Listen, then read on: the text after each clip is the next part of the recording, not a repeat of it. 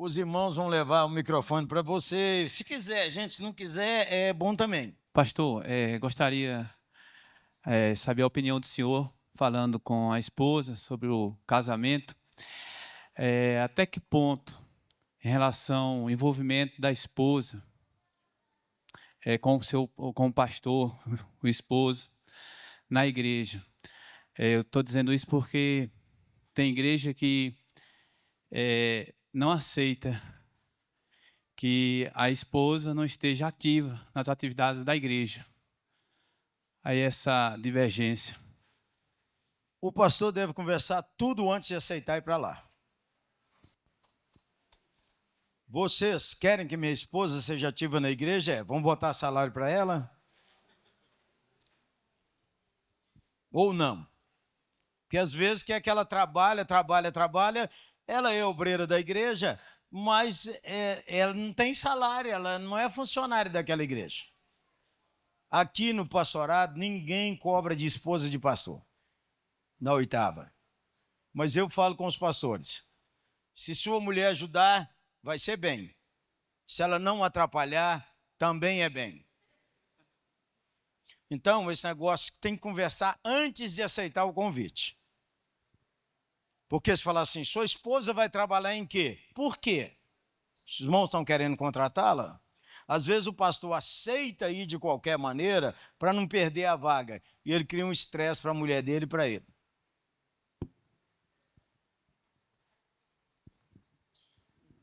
Pastor, eu não peguei a palestra do primeiro dia, vou chegar em casa para ver, cheguei no dia seguinte, pela manhã, mas conversei com algumas pessoas sobre o assunto e o senhor falou sobre o Gênesis capítulo 26, e a gente sabe ali que a pessoa abençoada ele é um cavador de poço. Não é um assunto antigo que a gente já conversava antes na igreja, mas eu falei, vou perguntar ao pastor Jeremias, como devo agir quando encontro entulhadores de poços, às vezes dentro do próprio conselho, né? Eu sou pastor de uma igreja, não estou falando especificamente da minha igreja, ô presbítero, estou falando da minha igreja, não. Mas é possível encontrar entulhadores. E como é que eu faço para... aí o senhor vedar essa pessoa para que ela não tenha influência? Se eu cortar de cara, eu já tenho um problema direto com a pessoa. Eu tenho que ir minando a autoridade dessa pessoa, porque eu estou cavando e ela está entulhando. Eu cavo, quando eu chego lá, volto no poço. Ih, quem jogou? Todo mundo quietinho. Mas... Irmãos, em toda igreja tem disputa de poder. Toda igreja tem disputa de poder. Segundo, o pastor que chega numa igreja, ele não é o pastor da igreja. Ele tem a posição de pastor, mas ele não é o pastor. Essa posição de liderança, ela precisa ser conquistada. E toda vez que a gente conquista uma posição de liderança, a oposição levanta. A oposição levanta de onde você não imagina. E aí, o pastor tem que tratar com o dono da obra. Que Deus colocou você lá, e se ele estiver fazendo o trabalho do diabo, essa pessoa que está entulhando, ou às vezes ela não está entulhando, Deus está disciplinando você através da vida dela. Quando eu digo você, não é ele, é o pastor. Então, é preciso ver como é que o Senhor está movendo. Outra coisa, o pastor ama suficientemente esse líder que ele acha que é alguém que está entulhando ou não. Então, o pastor precisa amar o seu povo. E o pastor ora por eles com paixão e fervor. Porque esses irmãos que ele acha que está entulhando, o pastor nunca levantou para orar por eles na madrugada e colocar diante de Deus e pedir a Deus como é que eu posso servir essa família melhor. Então, vamos ver como é que o Senhor dirige a gente nessas questões. A outra coisa, irmão, se for obra do diabo, Deus vai tirar se a gente amar e orar. Pastor Jeremias, aqui. Uma das dificuldades lá onde eu congrego, né, onde eu sou pastor, é a área de ensino e discipulado, de atrair pessoas para essa área. Uma martelada nesse assunto aí. Vamos ver se eu entendi. Trazer as pessoas para o discipulado? Ter interesse, serem mais interessadas para o discipulado e para o ensino. Culto de ensino. Depende do que nós estamos chamando de discipulado e ensino. Se nós estamos chamando de discipulado de curso, se nós estamos chamando de discipulado reunião, mais uma reunião, então é difícil atrair mesmo.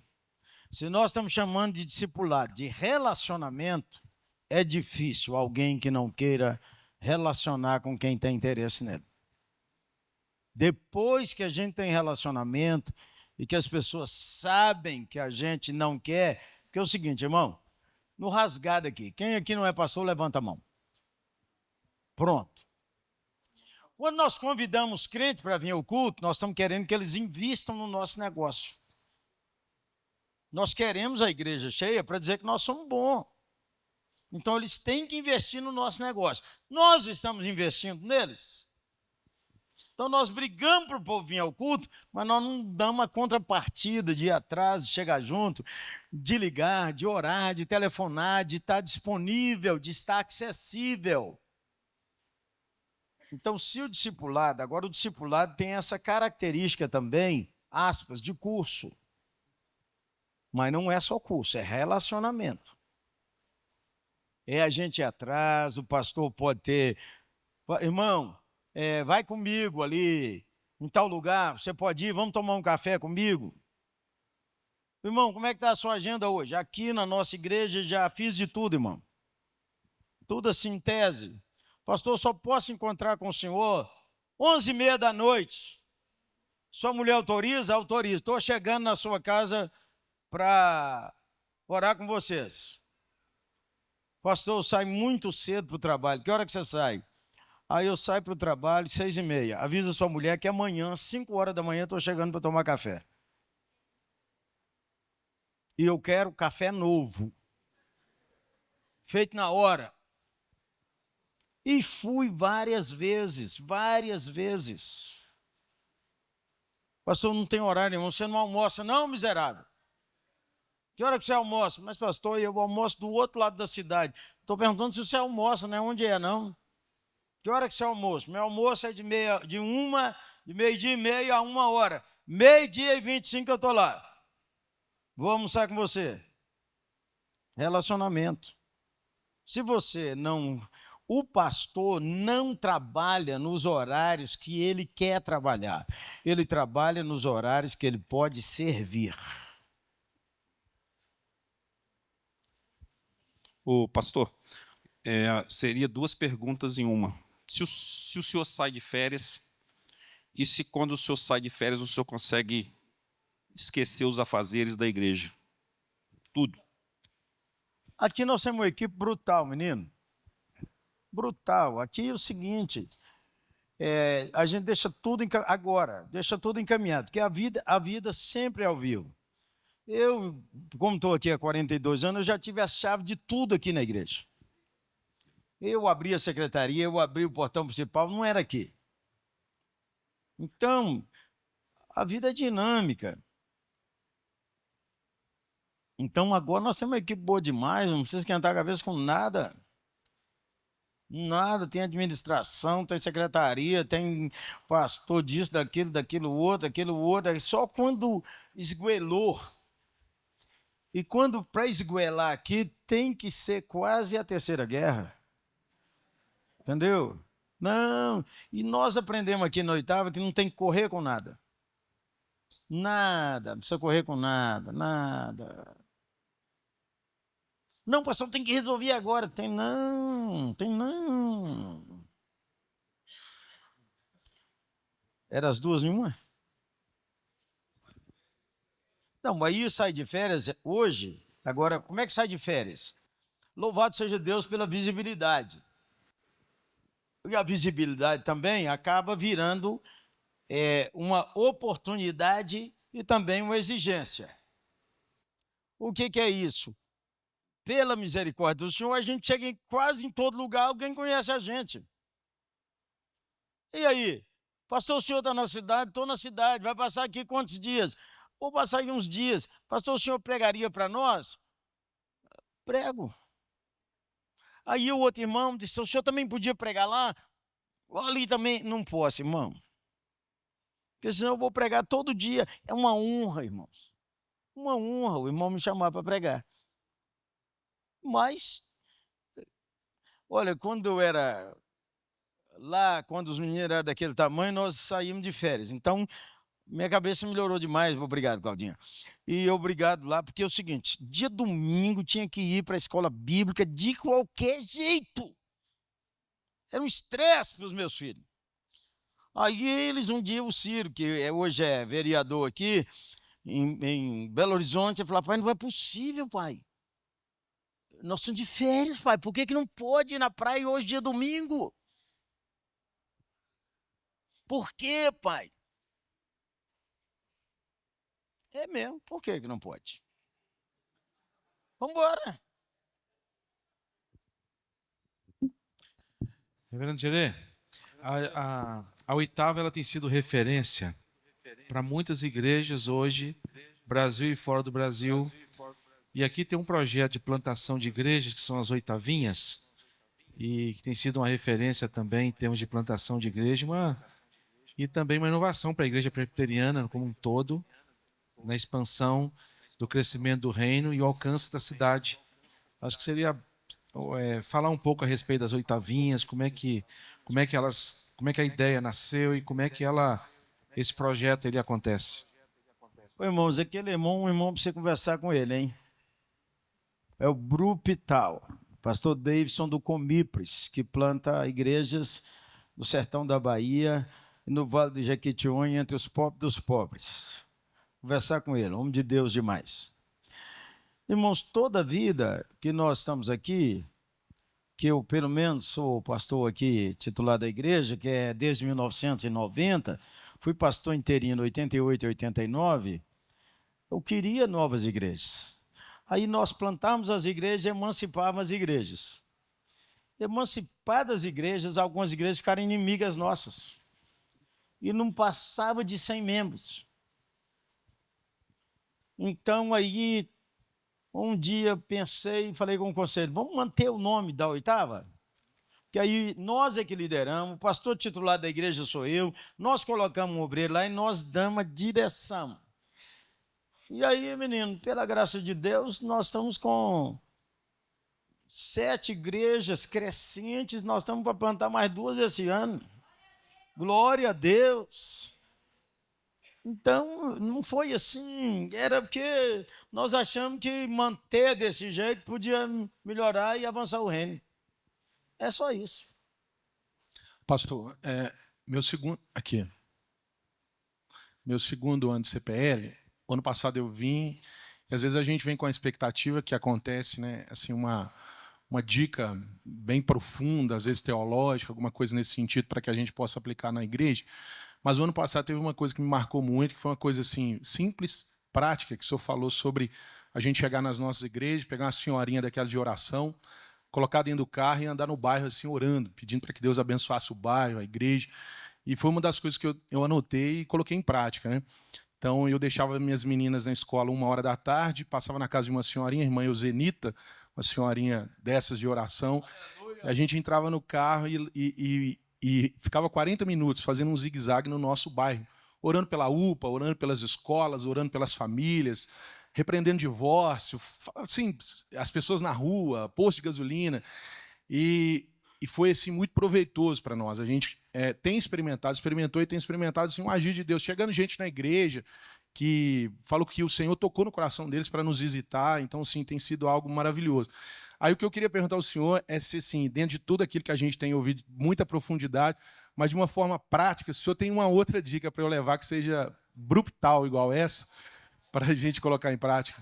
Ô, irmão, o pastor podia todo dia ensinar os crentes a falar todo dia, o Senhor Jesus te abençoe. Quando a gente fala Deus te abençoe, a gente deixa para quem escuta definir quem é Deus. Mas quando a gente fala assim, o Senhor Jesus te abençoe, nós definimos quem é Deus para nós. Regra geral, o cara fala assim, Você deve ser crente, hein?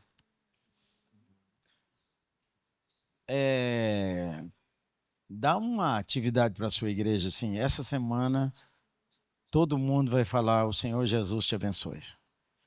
E você vai ver que resultados de reação você vai ter. É boa.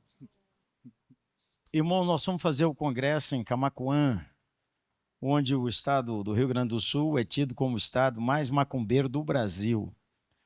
E que o gaúcho é o mais fechado.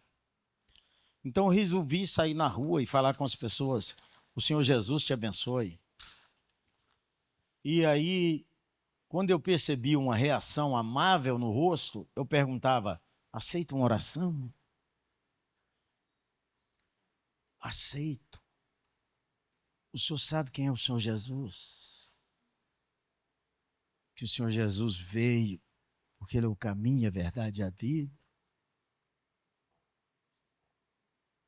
Não, mas eu creio nele desde que eu nasci. Leu sua Bíblia hoje? Não, eu nem tenho Bíblia. Olha como é que a conversa ganhou contornos. E depois a gente ora com doçura. Nós não sabemos. Não precisa ter um plano da salvação para obrigar o cara. Está entendendo?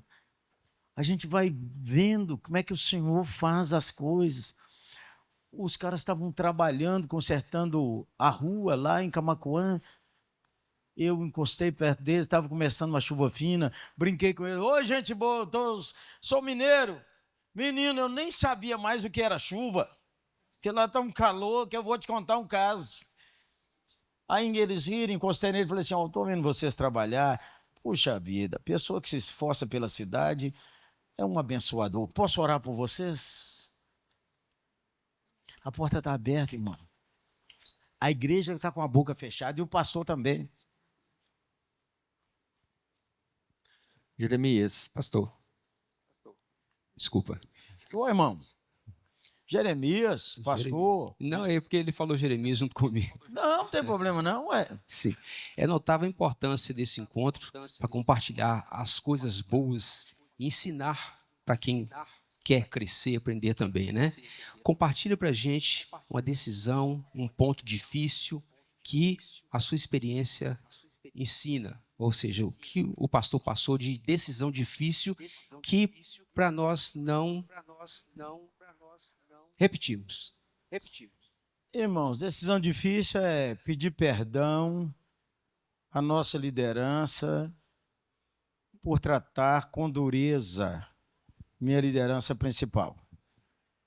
Uma reunião da liderança, eu imaginei que um dos presbíteros tinha me jogado aí uma indireta. Eu levantei, fui lá e falei com ele assim: meu irmão, nós somos um homem conversa assim, ó, um palmo de distância do outro sem jogar indireta. Aí na nossa igreja é assim: quando ferve, imediatamente diz 5 minutos para o banheiro. Então aí, quando falou 5 minutos para o banheiro, ainda bem que eu tenho esses homens. 2 presbíteros vieram falar: reverendo, ou não tem sabedoria. O senhor tratou mal o presbítero porque ele não falou isso com o senhor. Fala mais. Não, o senhor não entendeu.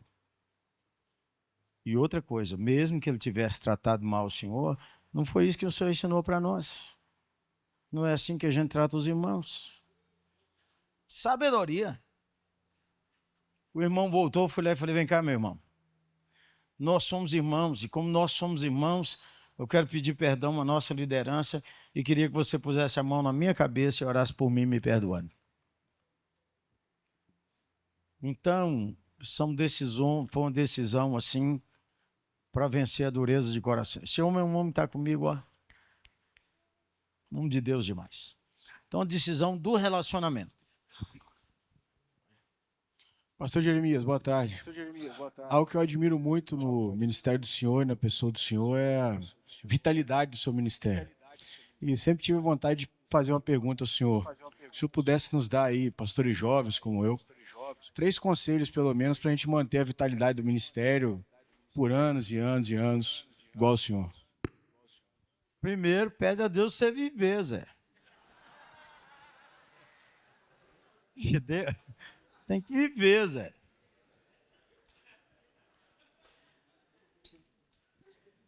A segunda coisa, irmão, a eterna palavra diz assim: o coração alegre é bom remédio. Pedir ao Senhor para ter um coração alegre todo dia, todo dia, todo dia, todo dia. Porque o sono ilustra que você morreu. Então, se você dormiu e acordou, Deus ressuscitou você. Então, é razão demais para ter alegre. Então, você morreu, Zé. A noite toda dormindo, você não dava conta de nada. E muita gente foi embora durante o sono. E a outra sugestão é o que já repetiu aqui. Você precisa enfiar a cara nessa Bíblia sua, Zé. Você precisa ler grandes porções da Bíblia. Precisa ler os 150 salmos numa manhã ou numa noite. Precisa desafiar você mesmo a ler o Novo Testamento em um mês e o Novo Testamento em 4 dias. Precisa desafiar você a ler o livro de Gênesis de uma sentada. O Pentateuco, no mais rápido tempo. O pastor Josué diz que não é só ler muito, é reter. Exatamente. Mas é o seguinte, a palavra de Deus é vida. Quando você escuta, ainda que entrou uma palavra, esses dias eu li Zacarias, falei com a nossa equipe pastoral, nós vamos ler Zacarias 10 vezes numa semana, todo Zacarias, porque eu descobri que nós não estávamos assim muito íntimos de Zacarias. Zacarias nós sabíamos lá nem por força nem por violência. E o que mais? O dia das pequenas coisas. Mas aí Edmeia Williams, quem conhece essa mulher maravilhosa? Aí eu falei, Edmeia, me fala aí, o que você acha de Zacarias e Edmeia com aquela fleuma? Zaca? Falei, que intimidade, hein, Edmeia? Falei, ainda vou falar assim, Zaca. Então, o pastor jovem, o pastor velho, a palavra de Deus é que renova a gente. E o Salmo 103, tem que decorar ele, menino. É ele que renova a sua juventude como a da águia. Todo dia eu falo, Senhor, renova minha juventude. Pastor Jeremias. Oi. Aqui. Esse congresso tem sido, primeiro para mim, assim, muito muito significado para a minha vida. Quanto ao investimento na área missionária, eu não ouvi muito aqui em relação a essa ênfase. O senhor teria alguma orientação, princípios em relação ao orçamento da igreja para missões mundiais? Vou falar só complementar. Porque, às vezes, a impressão que dá nas nossas igrejas, e muitas caminham com muita dificuldade financeira, que 95% dos recursos ficam internos. E pensando no reino de Deus de maneira global, eu fico pensando assim, eu lembro de um livro do Oswald Smith, O Clamor do Mundo. Aquele livro, há muitos anos atrás, eu li, parece que a igreja dele no Canadá, não sei hoje, mas investia 90% em missões mundiais. Eu gostaria de ouvir do senhor sobre isso. Aquela igreja do Oswald Smith está quase morta. Gerações passam e o fogo não continua às vezes. Ela é uma igreja boa ainda, eu não sei como é que está lá. A outra coisa depende, irmão. Eu conheço igrejas que sustentam 200 missionários. Mas eles dão R$50 por mês. Sustentar um missionário só pagando $3.000 não é simples. Então, depende do que a gente pensa sobre investir em missões. Exemplo, no CPL do ano passado, nós levantamos R$100.000 para comprar um terreno entre os refugiados para fazer uma escola, uma sala de danças, um campo de futebol entre as crianças lá no Oriente Médio. Na Mauritânia, dos 100.000 prometidos, foram enviados 68. A tesouraria da nossa igreja enviou o restante, porque nós comprometemos 100.000. Isso não entra no nosso orçamento de missões. Nós temos missionários nos 5 campos, nos 5 continentes, onde nós mantemos todo mês o salário deles, pagamos também plano de saúde, trazemos eles de férias. Então, do ponto de vista, assim, isso é quantos por cento? Não sei dizer isso. Agora, nós estamos com 2 pastores nossos em Portugal, o pastor de jovens e o pastor de adolescentes, que nós mandamos para pesquisar e ver em que lugares globais nós precisamos de ajudar. É investimento da igreja, não entra no orçamento missionário. Eu fui pregar, quase todo ano eu vou pregar numa conferência de missionários que estão desanimados fora do Brasil. É um investimento missionário. Nossa igreja paga meu salário, continua pagando meu plano de saúde, continua dando tudo, mas isso não consta no orçamento de missões. Então, depende de como a gente está percebendo isso. Aí contar para os irmãos assim, meio constrangido, mas vou contar. Nós somos da Igreja Presbiteriana do Brasil. O presidente nosso é pastor Roberto Brasileiro. Um dia desse estava orando por ele e veio no meu coração. Eu queria alegrar o presidente da nossa igreja. Liguei para ele e falei, reverendo, o que o senhor gostaria que a 8ª fizesse? Vou pensar. Então, tem uma igreja aqui em Belo Horizonte que, na mesma rua da igreja,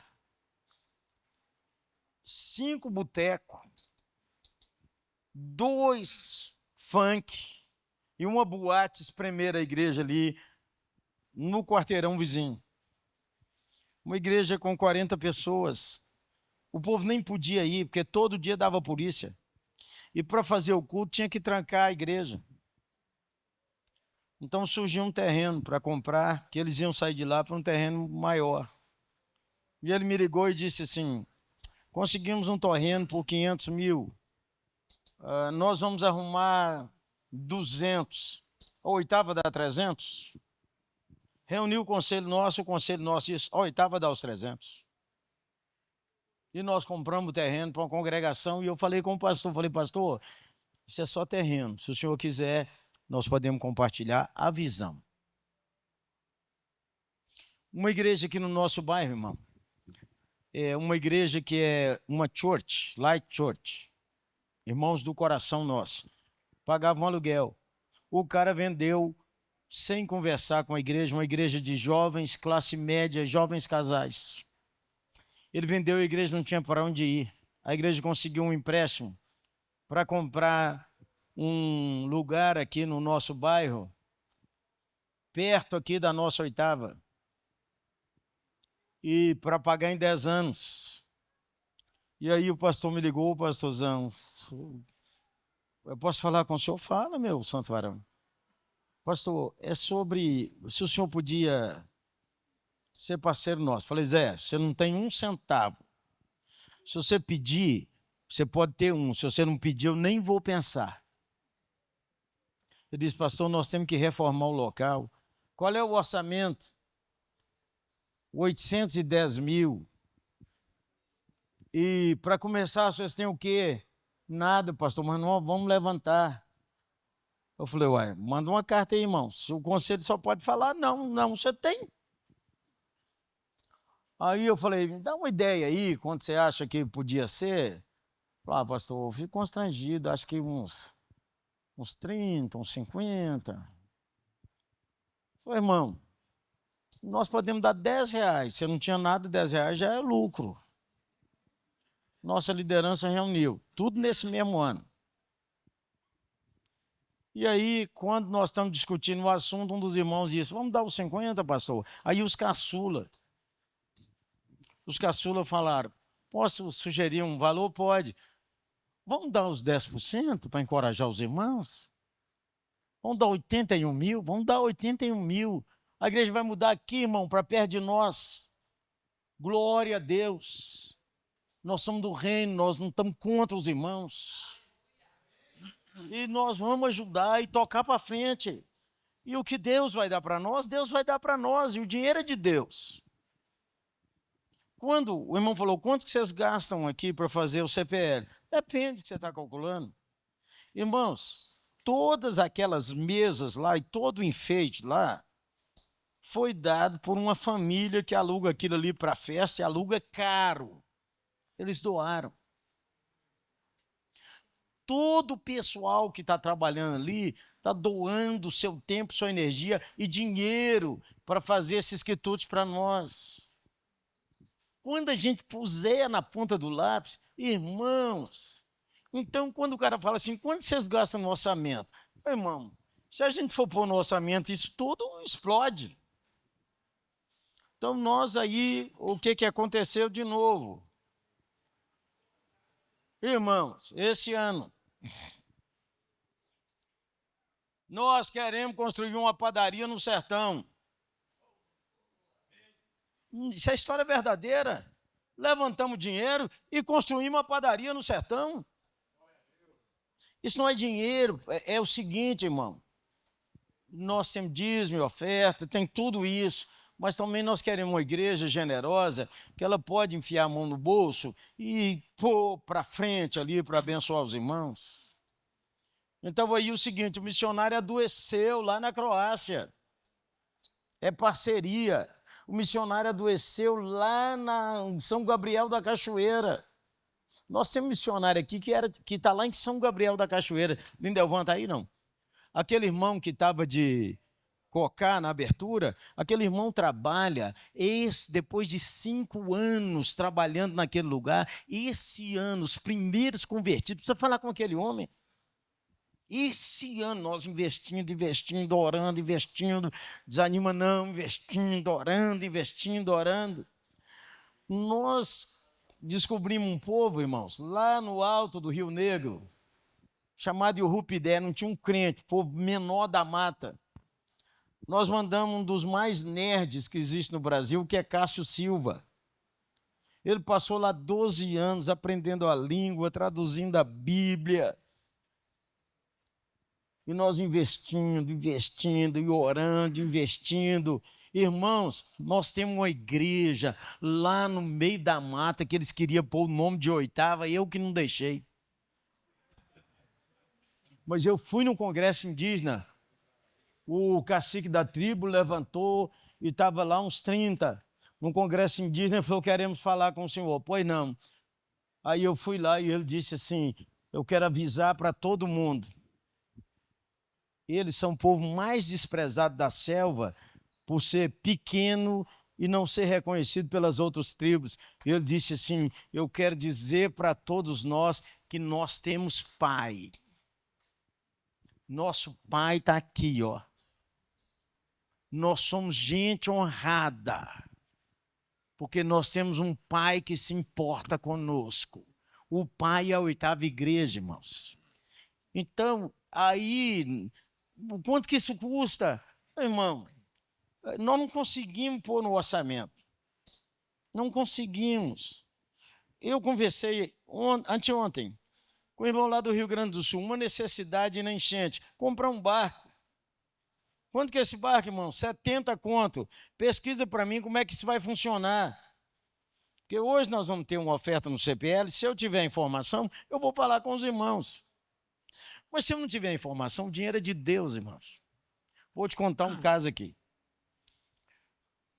Precisava terminar uma igreja lá no Alto Rio Negro.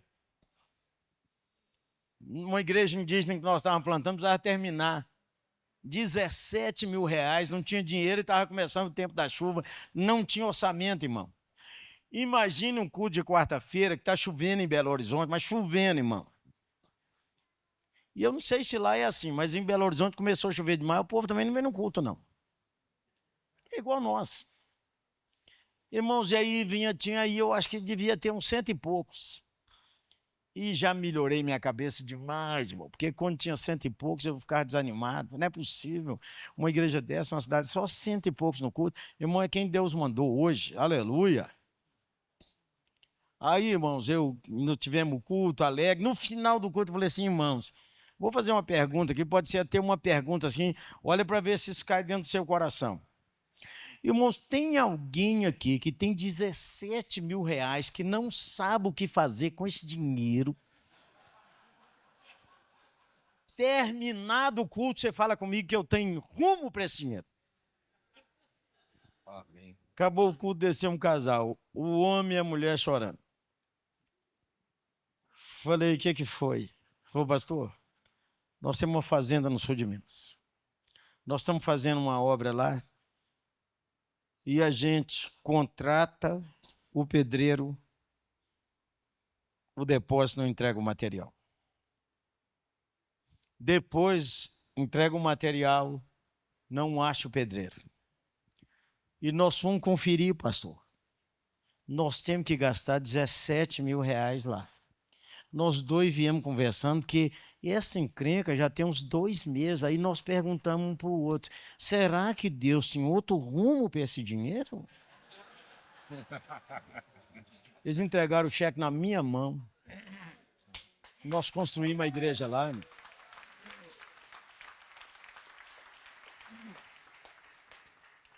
Então, nós não lidamos assim, é tantos por cento, é tantos por cento.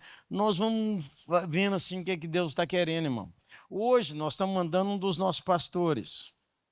Pastor Yuri viajou hoje para a Coreia. Nós temos um congresso mundial de missões pensando os 15 próximos anos do futuro, com os principais líderes do mundo.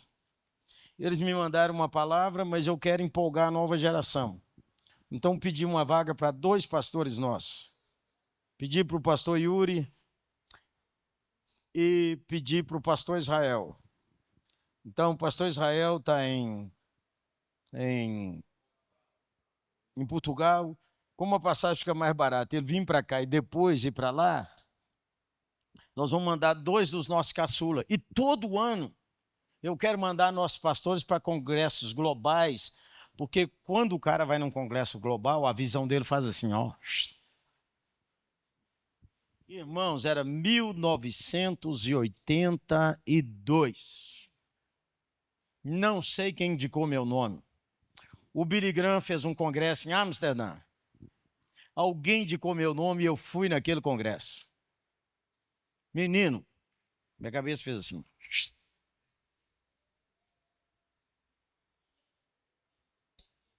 E depois eu fui na Coreia, eu fui na África do Sul, e eu fui na Argentina pesquisar o avivamento. E voltei nos anos 2000, num congresso do Billy Graham, e descobri que investir num congresso não é perder dinheiro, é multiplicar. E uma vez, né, quando eu tinha ido lá no congresso do Billy Graham, nossa igreja ainda tinha menos de, acho que umas 200 pessoas, 200 e poucos. Nós tivemos uma reunião da liderança, uma menina apanhei pra caramba. O pastor não para aqui, o pastor viaja, o pastor não visita, o pastor isso, o pastor aquilo. Aí uma senhora da igreja falou, quero uma palavra. Será que ninguém entende que toda vez que reverendo viaja, nossa igreja melhora e cresce? E aí, irmãos, nosso conselho, nossa liderança tem rubrica para investir para o pastor ir para um congresso. Isso para nós é missões também, irmão. Porque nós estamos formando uma liderança para o reino, não só para nós. Então, a igreja em geral precisa abrir a cabeça para isso, porque às vezes o pastor precisaria ir, mas que aquela avareza.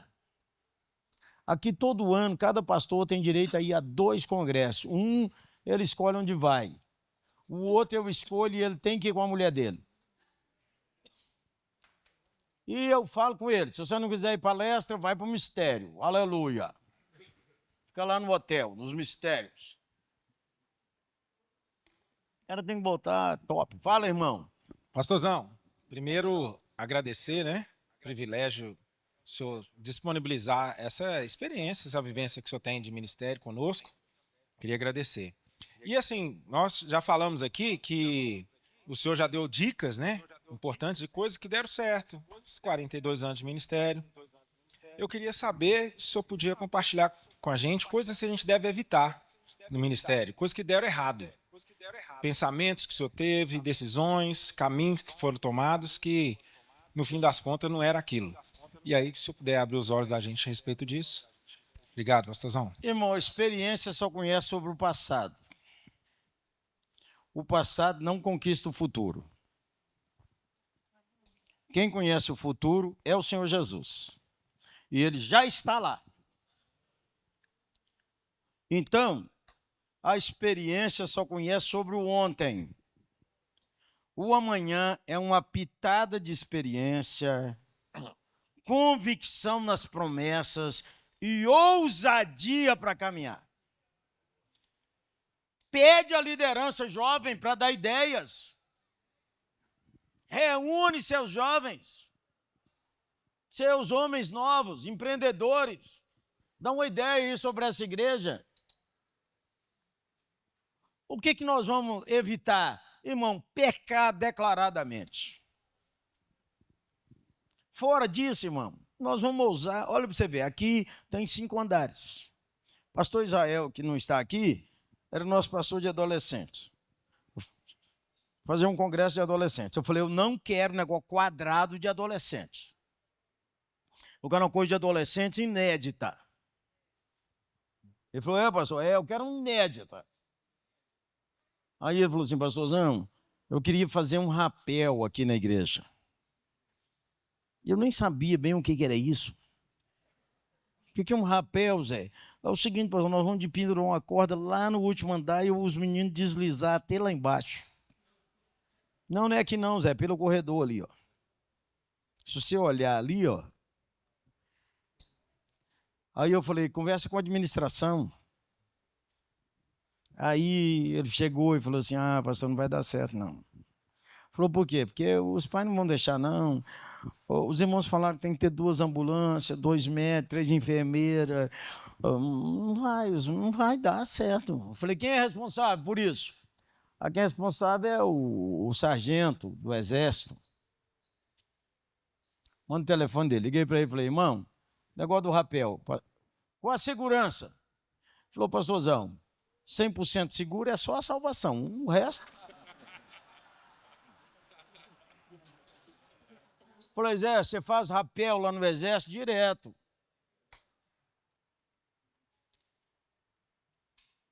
Seguro, pastor, tudo nós temos feito.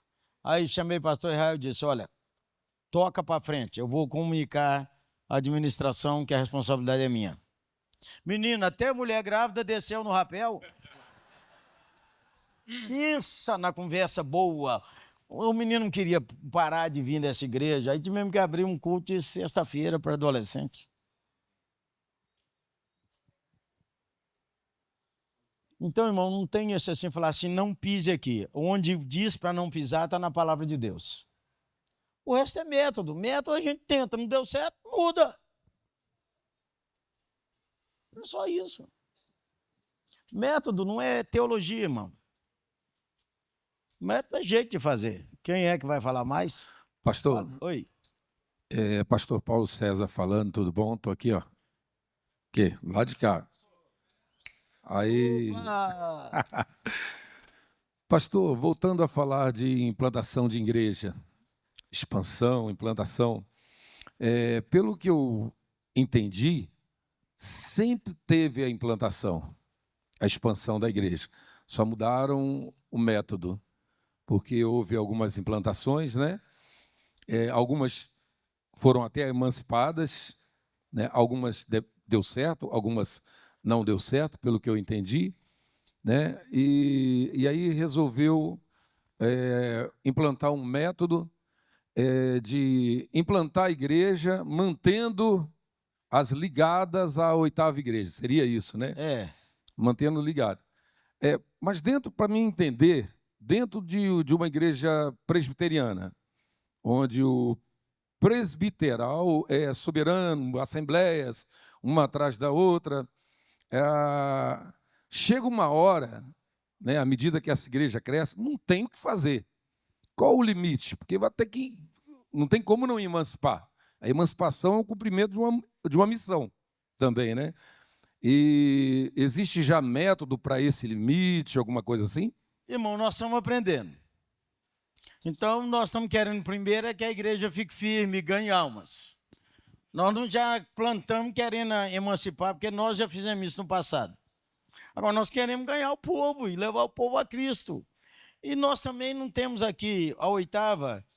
Lá nos anos 1900, nós aprovamos uma frase no Conselho da Igreja. A oitava é uma igreja aberta para mudar o método. Sempre, sempre, sempre, sempre. Não deu certo? Não deu, mudamos. Agora, nós não saímos aqui dizendo, nós vamos ficar casados 10 anos. Se lá não der certo, nós divorciamos. Então, isso não, nós vamos... E o método de plantar a igreja, esse não é o método. Esse é apenas um jeito de dar nome. A gente começa com célula, a gente começa alugando um lugar, a gente começa com um culto ao ar livre. Não tem um jeito certo de plantar. O cara diz, eu tenho uma garagem lá, o senhor quer usar? Quero. Nós temos 3 células lá na região, vamos começar, nós faz um culto lá e chama todo mundo, aluga um lugar. E leva para sua célula e multiplica a célula. E vamos ganhar o povo. Vai chegar um momento que se a gente...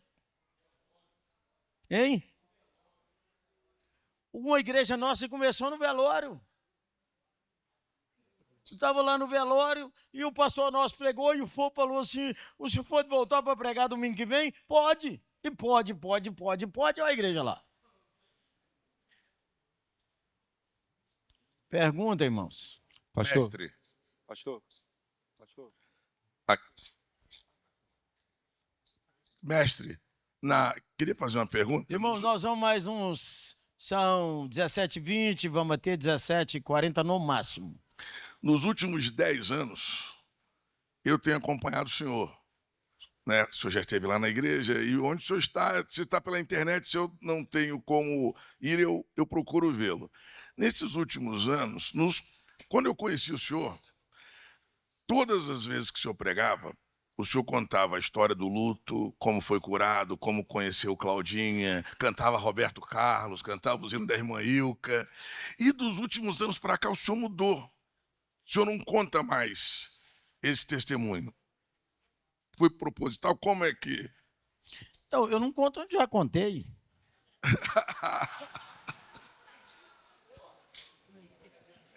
Pastor, pegando o gancho do colega pastor de jovens, adolescentes, qual o conselho que o senhor nos dá para lidar com a geração alfa? Irmão, escute-os. De quando em vez eu faço aqui a mentoria reversa. O que é a mentoria reversa? Eu chamo os de 9, de 11, de 10, de 11, 13, 14, 15, 16 e falo com eles. O que eu preciso melhorar para essa igreja melhorar? E eles tocam o pau, irmão. Faça a mentoria reversa. Escute-os. Eles são um cabeção, gente boa. Segundo, não tenha vergonha de pedir ele para orar por vocês. O pastor não tem coragem de pedir um menino de 11 anos para orar por ele. Chama ele para orar por ele. Escute-os. E a gente aprender a perguntar. Se você perguntar seu filho, sua filha, de 8, 9, 10, 11 anos, como é que foi na escola? Como é que foi na escola? Beleza. Aí você perguntar assim, teve algum momento que você teve medo, teve fome? No rasgado aqui com os irmãos. Eu perguntava aos meus filhos assim, alguém tentou passar a mão na sua bunda? Ele falou, como é que o senhor sabe? Então, se você não souber perguntar, você também não tem boas respostas. Então, a gente tem que saber perguntar ao menino. Que oportunidade está faltando aqui? Aí é o seguinte, eu quero aqui, vocês estão vendo que os cultos nossos têm iluminação, tem isso, tem aquilo, tem aquilo. Não é o que a gente tem necessariamente todo domingo em todos os cultos. Mas culto de jovem, culto de adolescente, eu quero desse jeito. Eu quero um culto, e aí os meninos inventam, nós vamos ter um culto de adolescente. Eu quero um culto com cara de adolescente. Eu não quero um culto quadrado. Os pastores que se virem. Os meninos já fizeram teatro, o menino começou lá, tudo apagado, aí jogavam a luz do menino. Eu sou a ressurreição e a vida. A menina entrava aqui, jogava uma luz e ela falava outra coisa sobre Jesus. Eu sou o pão da vida. E aí nós viemos, e a luz em cima dos meninos. Chegou todo mundo aqui na frente, uns 15 meninos, e eles gritaram, porque dele, por ele e para ele são todas as coisas. E a banda entrou baixando o rock, menino. Então, aí é o seguinte, escuta eles. A geração Z já está na tela, mas a geração alfa é Y mega power conectada. Mas ninguém resiste à oração e o poder do Espírito Santo. Amém. E o amor. Amém. Menina, aqui é uma honra para mim demais, emociona. Aqui, ó, os menininhos de 9 anos, menininhas aqui. Eu ganhei 4 desenhos que elas fizeram enquanto eu pregava. E me trouxeram os desenhos, dizendo, enquanto o senhor falava, nós desenhamos isso aqui para o senhor. Cara, é brutal, cara. Tem gente da minha idade que não consegue pregar nem para gente da idade dele. A menina de 9 anos me fizeram um desenho aqui e me trouxeram. Então, vamos escutar, vamos conversar. Elogie as crianças, irmão. Especialmente os meninos que têm óculos precisam de seu elogio. Porque estão debaixo de um bullying horroroso. Trata com doçura os meninos de sua igreja. Criança, às vezes a criança está no colo do pai, o pastor cumprimenta o pai e a mãe nem fala nada do menino. Então, uma conexão tem que ser com as gerações, irmãos. E aí, o Senhor, na sua graça, nos concede espaço. Escuta, faz uma mentoria reversa, constantemente eu faço. Faço com os presbíteros, faço com o diácono, faço com as mulheres, faço com os jovens, com os adolescentes. Irmãos, aqui, olha para você ver, é uma bênção para mim e tem hora que é um horror. Eles querem que eu pegue em tudo quanto é congresso, tendo das crianças. Deus me livre. Eu fui pregar num congresso de juniores e eu sentei na roda. Pode perguntar o que quiser. Uma menina de 11 anos, do olho verde, falou assim, o que o senhor sentiu quando beijou na boca a primeira vez? Irmão, para perguntar isso para mim, tem que ter liberdade e confiança. Eu me senti honradíssimo de uma menina perguntar isso na frente dos seus amigos, com essa franqueza. Então, essas conexões a gente devia tentar cultivar. Quem mais? Vamos caminhar para frente e terminar. Pois não, menina.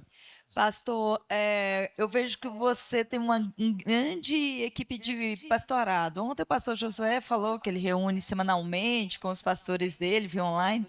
Como que é a sua formação de liderança? Porque, naturalmente, você está todo mês preparando novos líderes para a sua igreja. Através de mentoria, você já me ensinou aí mentoria reversa, que eu adorei. E como o senhor forma a sua liderança? Como que é a edificação do seu grupo, além de oração e estudo bíblico, como que o senhor faz? Menina, vem cá, pastor Gustavo, fala um pouco da nossa reunião aí. Pastor Gustavo é o cabeção da nossa igreja. Pastor Gustavo, ora por ele. Ele sabe hebraico e eu falei com ele que quando ele começar a falar e a mulher dele concordar, eu vou mandar eles dois para passar 3 meses em Israel com o rabino para treinar hebraico com profundidade. Mas ele é o cabeção. Quem dera. E a Sara já concordar, já concorda já. Só tá faltando falar mesmo. Mas, meus irmãos, a gente tem reuniões semanais, normalmente às quartas-feiras de manhã, e é um tempo que cada vez mais tem se tornado um tempo de ver a palavra e conversar e orar junto. E a gente vai se formando. Então a gente tem basicamente o que vocês estão tendo agora toda semana. E é uma honra enorme estar aprendendo com o pastor. E a gente vai formando assim. E às vezes outros encontros, né? Durante a semana. Temos as mentorias também, que aí já não são só para a nossa equipe, mas são abertas, né?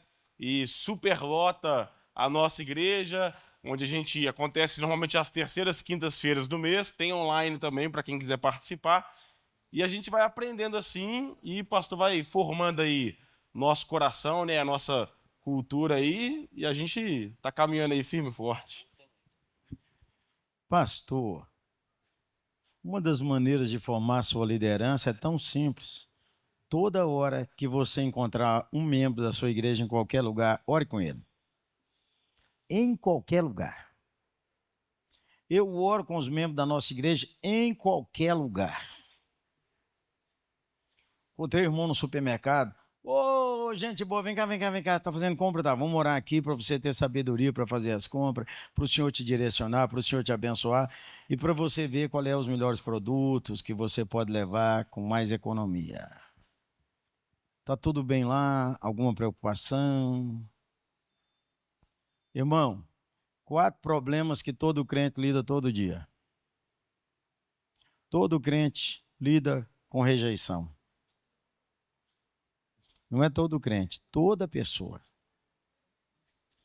Toda pessoa que você conversa tem feridas de rejeição. Por quê? Por causa do pecado.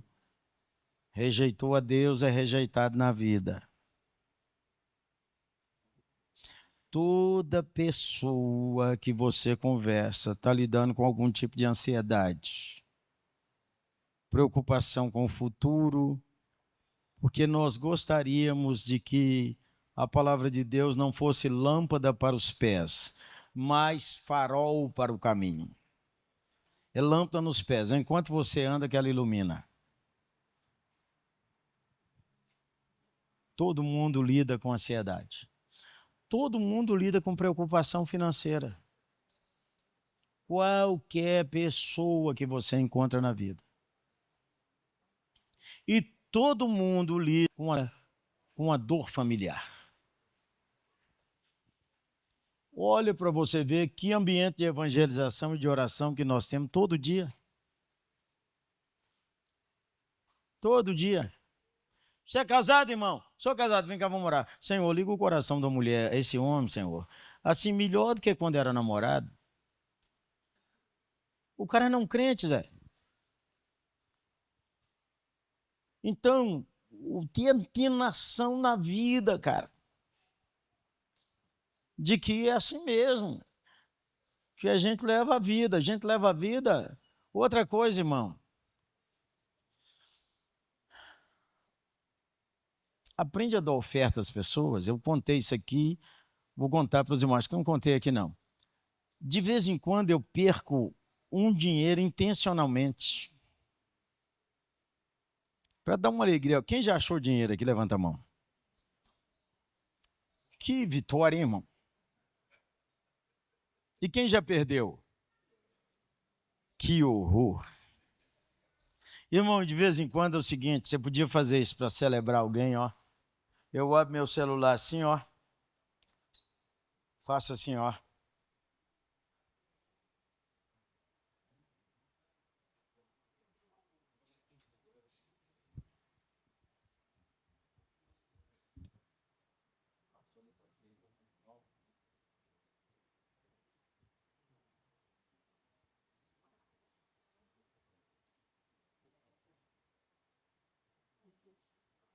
Abri aqui a esma, acabei de mandar para o irmão. Manda seu Pix para mim.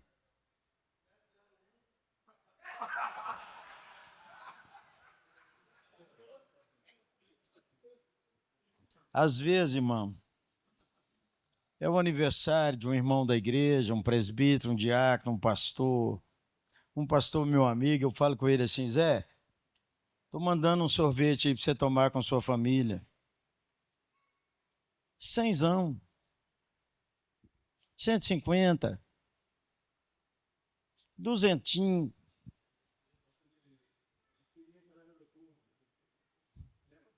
Essa é brutal, Zé. O presbítero está pedindo me contar a experiência do aeroporto. Irmão, eu tinha recebido uma oferta numa conferência que eu fui. Toda oferta que eu recebo eu entrego na mão de Cláudia. Mas eu tinha chegado e ia viajar de novo.